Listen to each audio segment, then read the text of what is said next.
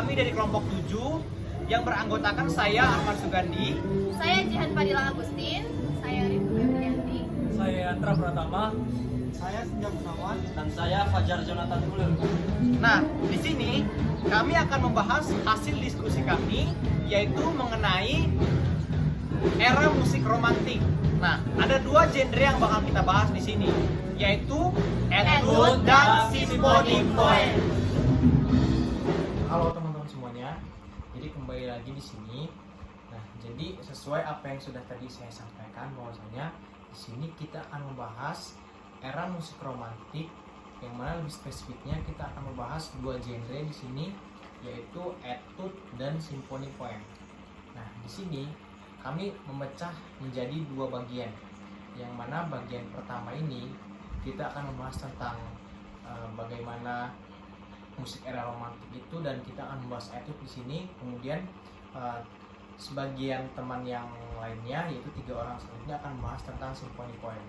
Jadi biar lebih efektif dan lebih detail ya penjelasan dari kami seperti itu. Nah, jadi pada kesempatan pertama ini kita akan membahas tentang era musik romantik itu sendiri dan etude tentunya. Nah, untuk pembahasan pertama ini kita akan bahas bagaimana musik era romantik itu, yang akan dijelaskan oleh Jihan. Silakan Jihan. Baik, untuk era romantik itu adalah periode perkembangan musik barat yang berlangsung sekitar tahun 1820 hingga awal abad ke-20. Nah, era ini muncul setelah era klasik dan menjadi masa ketika para komposer mulai mengekspresikan perasaan, emosi, dan imajinasi secara lebih bebas melalui musik. Pada masa romantik ini, musik tidak hanya berfungsi sebagai hiburan saja, tetapi juga sebagai media ekspresi pribadi dan artistik. Komposer berusaha menyampaikan pengalaman hidup, cerita, keindahan alam, hingga perasaan seperti cinta, kesedihan, dan heroisme melalui karya musik mereka. Nah, tadi sudah disinggung oleh Jihan bagaimana pada masa ini terdapat komposer-komposer pada era itu yang terkenal. Nah, tentu pada pembahasan pertama ini kita akan bahas tentang genre etude. Pada genre etude ini sendiri ada komposer yang terkenal, yaitu Frédéric Chopin. Nah, siapa sih Frédéric Chopin ini? Nah, itu akan dijelaskan oleh Rifka. Silakan Rifka. Ya, jadi biografi singkat Frédéric Chopin. Frédéric Chopin lahir pada 1 Maret 1810 di Zelazowa, Polandia, dan meninggal pada 17 Oktober 1849 di Paris, Prancis. Chopin dikenal sebagai salah satu komposer terbesar pada era romantik, khususnya dalam karya piano solonya. Sejak kecil, Chopin sudah menunjukkan bakat luar biasa dalam bermain piano. Ia kemudian pindah ke Paris dan menjadi komposer serta pianis terkenal di Eropa. Karya-karyanya terkenal karena memiliki melodi yang sangat ekspresif, teknik piano yang kompleks, dan nuansa emosional yang kuat. Contoh karya, salah satu karya terkenal Chopin adalah Etude Op. 10 No. 12. Nah, jadi itulah tadi biografi dari Frédéric Chopin, yang mana beliau ini sudah dijelaskan bahwasanya komposer yang hebat pada masa itu, yang mana sejak kecil bakatnya itu sudah terlihat, dan dia sangat impresif sekali dalam membuat karya, terutama pada alat musik piano. Nah, terbukti dari karya-karyanya banyak dia membuat notasi-notasi piano yang sangat luar biasa tentunya. Nah, tadi kan kita sudah membahas bagaimana Frédéric Chopin dan kita sudah spill sedikit karyanya. Tentu di sini kita akan membedah dan membahas tentang karya Frédéric Chopin itu ya. Yeah. Nah, yang mana tadi sudah dijelaskan bahwasanya karyanya itu ada Etude op nomor 12 Revolutionary Etude, yang mana etude ini tuh terkenal karena teknik tangan kiri yang sangat cepat dan penuh dengan energi, yang mana pada notasi ini sang komposer itu ingin melatih bagaimana tangan kirinya itu cepat, tetapi tangan kanannya juga tidak kalah menariknya dan luar biasanya pada notasi ini. Nah, langsung saja kita akan membedah salah satu karya dari komposer Frederic Chopin ini, yaitu yang sudah dijelaskan tadi, Etude nomor 10, Etude op 10 nomor 12, yang mana kita bisa lihat di sini teman-teman, kita munculkan di sini ada sebuah notasi yang mana bisa kita lihat ya, Jihan dan Ripka. Iya. Di sini notasinya itu bisa lihat ini sebuah notasi piano. Nah, tangga nada yang digunakan di sini yaitu tangga nada 3 mol ya teman-teman. 3 Iya. mol itu berarti apa? Ada yang tahu? S ya, berarti S. Nah, di sini kita lihat bahwasannya banyak menggunakan not seper-16. Yang mana not seper-16 itu cepat ya, begitu. Iya. Not seper-16 ini cepat. Nah, kita bisa lihat pada bagian bar pertama dia memiliki pola dari nada tinggi ke bawah. Nah, menggunakan not seper-16. Dan kita bisa lihat ini adalah tangan kiri. Jadi permulaan pada notasi ini dan permainan di piano ini adalah tangan kiri teman-teman. Nah, kemudian masuk ke bar kedua, yang mana itu mulai bergelombang, mulai ada penaikan dan penurunan. Dan di bar pertama juga di sini ada sebuah chord tentunya,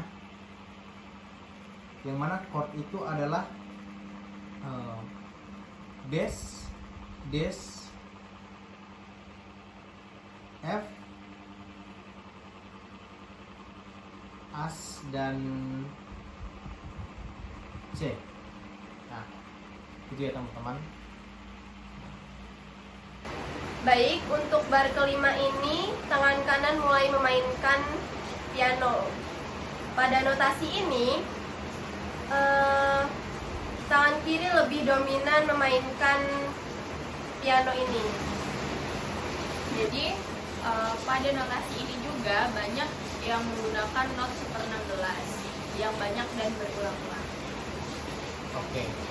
Jadi yang sudah dijelaskan tadi bahwasanya banyak pengulangan dari notasi ini, yang mana itu menciri khaskan dari etude itu sendiri. Kita bisa lihat pada bar pertama, tangan kanan yang muncul pada notasi atas hanyalah dia itu sebuah chord terus satu dan disambut langsung dengan melodi-melodi yang sangat taktis gitu, seperti itu. Jadi pada notasi ini lebih banyak melodi-melodi dibandingkan dengan chord gitu. Chord itu hanya muncul sekali. Contoh pada bar ke-3, di mana chord ini terdiri dari G, terus ada F di sini, terus ada G, terus ada D lagi di sini. Nah, jadi di sini adalah membentuk sebuah chord, apa ini disebutnya dengan chord D. Kemudian langsung disambut oleh melodi-melodi lagi, dan banyak sekali repetisi gitu. Dan di sini kita bisa lihat juga ada tanda hitam yang melengkung ini disebut dengan tanda legato. di legato itu dimainkan biar runtut, jadi tidak berhenti, seperti menyambung. Nah, ini menciri khaskan dari etude itu sendiri, teman-teman. Yang mana motif yang dibentuk itu motif yang berulang pada not super 16 yang lebih menekankan kepada melodi-melodi. Nah, jadi etude ini adalah sebuah notasi untuk melatih jari, sesuai dengan apa yang disampaikan bahwasanya Frederick Chopin ini beliau adalah seorang komposer yang gemar bermain piano sejak kecil. Jadi dia melatih teknik itu sejak kecil hingga dia menuangkannya dalam notasi yang sangat tricky, yang bisa semua orang itu kesulitan, tapi ketika seorang itu bisa memainkannya itu bisa sangat mewah gitu. Nah, pada bar pertama ini banyak sekali notasi yang menggunakan tanda aksen. Apa sih tanda aksen itu? Nah, tanda aksen itu bisa dilihat pada nada A. Di atas nada itu ada sebuah tanda yang dinamakan tanda aksen. Di sini tanda aksen itu seperti apa sih? Nah, itu akan dijelaskan oleh Rifka. Baik, tanda aksen sendiri itu adalah tanda yang ketika ditekan itu lebih harus ditonjolkan suaranya atau dikeraskan. Jadi banyak pada notasi ini yang kita lihat itu menggunakan tanda aksen untuk melatih ketepatan nada. Oke, baik. Itulah tadi sedikit penjelasan mengenai tanda aksen pada notasi yang kita bisa lihat ini. Jadi pada notasi ini banyak menggunakan tanda aksen, yang mana itu adalah sebuah cara dari komposer itu untuk melatih bagaimana ketika menekan sebuah nada itu bisa tepat dan bisa jelas itu setiap nada-nada yang perpindahan nada tersebut, kan dari satu hitungan nada ke nada berikutnya itu bisa lebih jelas. Itu tujuan dari tanda aksen ini seperti itu.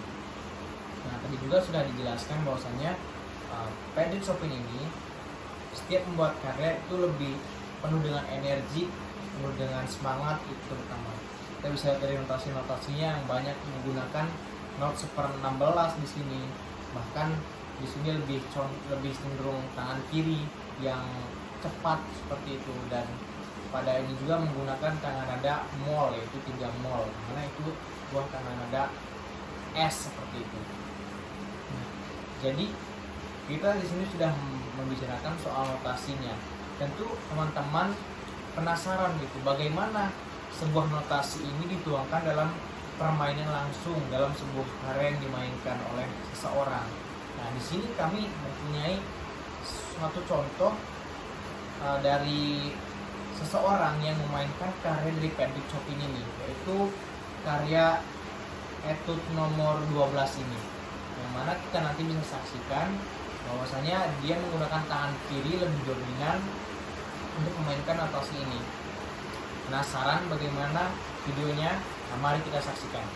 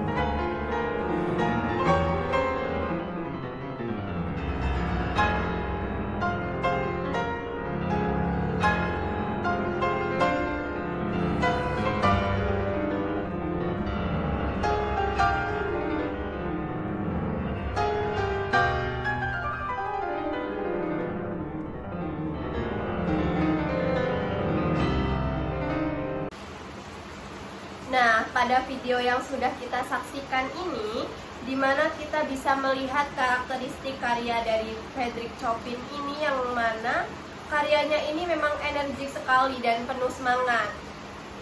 Bisa dilanjutkan? Nah, jadi kita bisa lihat juga bahwa pada karya Frederick Chopin ini lebih menekankan pada teknik penjarian yang lebih powerful, hingga menjadikan karya Frederick Chopin ini menjadi lebih terlihat megah.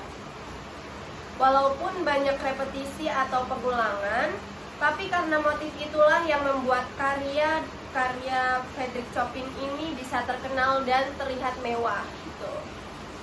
Oke, baik. Jadi itulah yang menciri khaskan sebuah karya dari Frederick Chopin, dan kita melihat secara lebih luas tadi bahwasannya etude ini, genre etude itu memang diciptakan untuk melatih teknik-teknik hingga bisa mencapai teknik-teknik yang tinggi gitu, seperti itu dalam memainkan instrumen. Jadi tidak hanya notasi piano saja, tapi pada era sekarang ini kita bisa melihat banyak sekali notasi etude yang dimainkan oleh berbagai alat musik. Misalkan dari alat musik gesek seperti kontrabas, cello, viola, dan violin, itu hampir rata-rata ketika mereka berlatih dasar dalam bermain musik itu banyak menggunakan etude ini untuk melatih penjarian. Jadi kesimpulan dari sini yang bisa kita lihat bahwasanya pada era romantik ini, yang mana sebuah genre atau musik etude itu muncul, menjadikan sebuah wadah ilmu yang sampai sekarang itu bisa orang-orang tuh bisa menerapkannya untuk melatih penjarian. Untuk apa? Untuk proses belajar musik itu bisa lebih terstruktur dan lebih matang, seperti itu. Jadi dari etude ini kita bisa merealisasikan karya-karya yang sudah ada dengan etude sederhana, dengan repetisi yang berulang, tapi itulah teknik penjariannya, teknik yang sudah harus kita mainkannya untuk menciptakan tangan kita itu, penjarian itu lebih mewah dan lebih bisa berkembang, seperti itu. Nah, mungkin itu yang bisa kami sampaikan terkait genre etude dan penjelasan era romantik ini. Nah, kemudian selanjutnya akan ada pembahasan tentang simfoni poem dari teman-teman kami selanjutnya, yang mana simfoni poem juga ada pada era musik era romantik ini. Nah, untuk teman-teman semuanya tetap saksikan, teman-teman kami akan menjelaskan tentunya yang lebih menarik dan lebih seru lagi, ya nggak teman-teman? Iya. Oke, selamat melanjutkan, selamat menonton.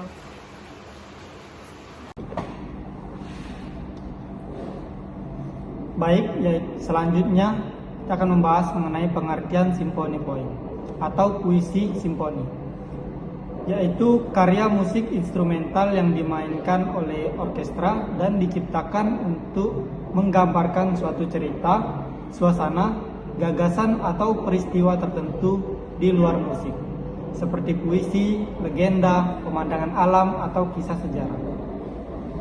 Terus bentuk musik ini biasanya terdiri dari satu bagian atau single moment, tetapi di dalamnya terdapat berbagai perubahan tema, dinamika, dan warna bunyi yang digunakan untuk menggambarkan alur cerita atau suasana yang ingin disampaikan oleh komposer. Terus simfoni poem termasuk dalam musik program, yaitu musik yang memiliki hubungan dengan cerita atau ide tertentu, sehingga pendengar dapat membayangkan peristiwa, suasana, atau gambaran yang digunakan melalui bunyi musik. Bentuk musik ini mulai berkembang pada abad ke-19 pada masa romantik. Dan salah satu tokoh yang mempopulerkannya adalah Franz Liszt. Terus selanjutnya yaitu hubungan musik dengan cerita atau puisi. bahwa musik dapat digunakan untuk menggambarkan isi, suasana, dan emosi yang terdapat dalam cerita atau puisi melalui unsur-unsur musik seperti melodi, ritme, harmoni, tempo, dan dinamika. Komposer dapat mengekspresikan perasaan sedih, gembira, tegang, atau tenang yang sesuai dengan isi cerita atau puisi tersebut. Dalam karya seperti Symphony Point, cerita atau puisi dijadikan sumber inspirasi atau menciptakan musik. Terus alur cerita, tokoh atau suasana dalam puisi diterjemahkan ke dalam bentuk bunyi musik sehingga pendengar dapat membayangkan atau merasakan gambaran cerita tersebut meskipun tanpa kata-kata. Jadi musik berfungsi sebagai media untuk mengekspresikan dan menggambarkan makna atau suasana dari cerita atau puisi melalui bunyi dan komposisi musik. Baiklah, di sini saya akan melanjutkan penjelasan tentang biografi Franz Liszt. Franz Liszt lahir pada tanggal 22 Oktober pada tahun 1811 di Reiding. Saat itu Reiding masih dalam bagian kerajaan Hungaria.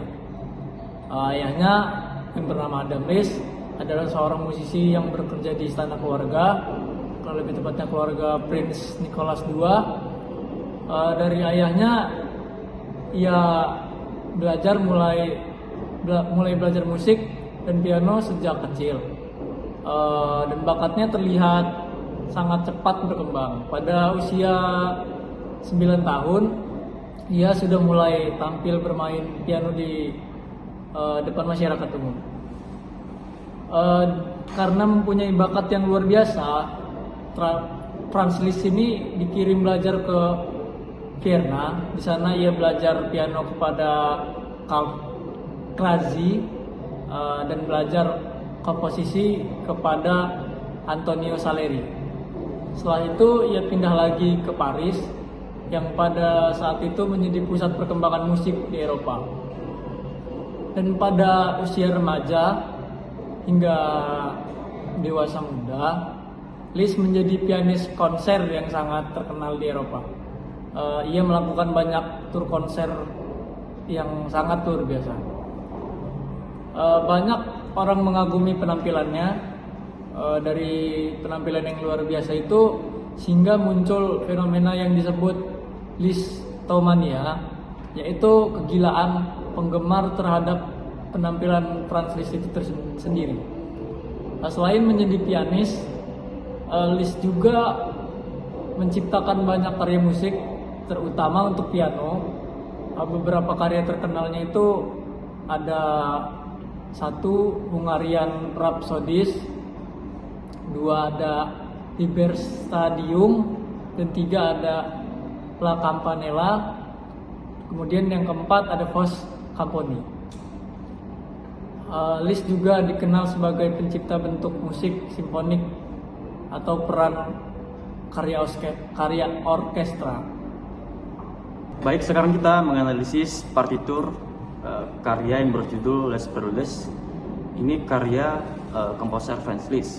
Nah, pada karya yang berjudul Preludes ini merupakan salah satu komposisi terkenal dari Franz Liszt yang sering dipelajari dalam kajian musik klasik, khususnya pada periode romantik.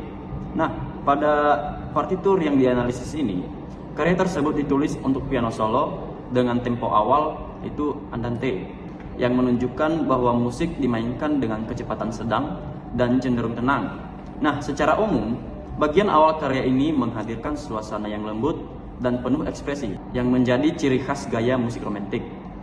Nah, jika kita lihat dari awal partitur, bagian pembuka menampilkan melodi yang sederhana di tangan kanan, sementara pada bagian tangan kiri memainkan pola iringan berupa arpeggio atau broken chord. Nah, pola ini berfungsi sebagai dasar harmoni sekaligus menciptakan suasana yang mengalir.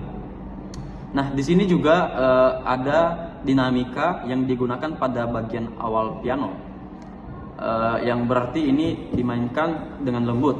Nah, hal ini memberi kesan tenang sekaligus menjadi pengantar sebelum musik berkembang ke bagian berikutnya. Memasuki bagian selanjutnya yang ditandai dengan huruf A pada partitur, tema utamanya mulai terdengar lebih jelas. Melodi di tangan kanan mulai berkembang dan membentuk frase-frase musikal yang terasa seperti kalimat tanya dan jawab. Nah, jadi dalam analisis musik, pola ini sering disebut sebagai entendence dan consequent phrase, yaitu sebuah frase yang terasa sebelum selesai, kemudian diikuti frase berikutnya yang memberikan penyelesaian. Nah, struktur ini membuat alur musik terasa lebih hidup dan mudah diikuti oleh pendengar. Pada bagian tengah, perkembangan musik mulai terasa lebih kuat. Nah, melodi lebih ekspresif dan beberapa nada kromatis mulai muncul. Nah, selanjutnya perubahan ini mengubah warna pada harmoni serta meningkatkan ketenangan musikal. Selain itu, iringan di tangan kiri juga terlihat lebih aktif dibandingkan bagian awal. Selanjutnya, perkembangan seperti ini merupakan salah satu teknik yang sering digunakan oleh Franz Liszt untuk membangun dinamika dan emosi dalam musiknya. Selanjutnya, pada bagian berikutnya terlihat adanya tanda crescendo dan poco cres yang menunjukkan bahwa dinamika musik secara perlahan semakin kuat. Pada bagian ini, tekstur musik menjadi lebih padat dan akor yang dimainkan terdengar lebih tebal. Selanjutnya, perubahan dinamika ini membuat musik terasa semakin dramatis dan menuju pada bagian yang lebih intens. Dalam konteks analisis musik, bagian ini dapat dianggap sebagai proses menuju klimaks. Nah, menjelang akhir bagian partitur yang ditampilkan, terdapat beberapa akor yang dimainkan secara lebih tegas. Nah, bagian ini memberikan kesan penegasan terhadap perkembangan musik yang sudah terjadi sebelumnya. Nah, jika dilihat secara keseluruhan, tekstur musik dalam karya ini cenderung bersifat homofonik, yaitu terdapat satu melodi utama yang didukung oleh iringan harmoni. Nah, melodi umumnya dimainkan oleh tangan kanan, sedangkan tangan kiri berfungsi sebagai pengiring dengan pola arpeggio. Nah, pola seperti ini cukup umum ditemukan dalam karya piano pada periode romantik.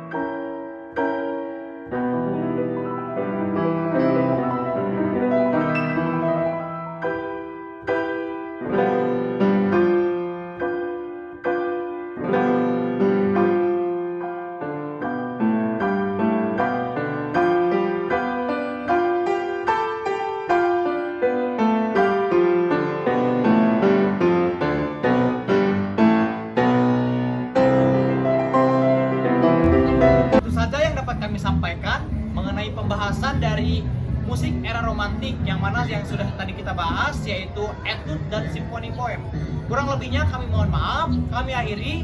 Wassalamualaikum warahmatullahi wabarakatuh. Dadah.